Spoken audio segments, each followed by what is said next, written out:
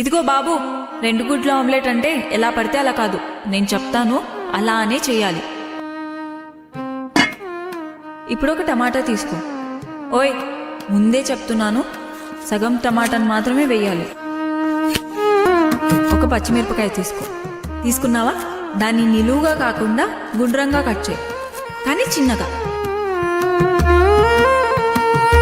ఇప్పుడు ఒక ఉల్లిపాయ తీసుకొని సన్నగా తరుగు. అయిపోయిందా?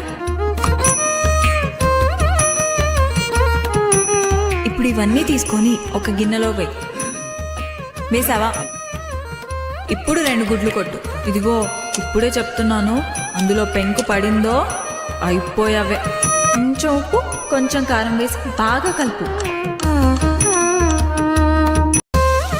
ముందే చెప్తున్నాను, ఆమ్లెట్ అస్సలు మాడకూడదు. చాలా జాగ్రత్త.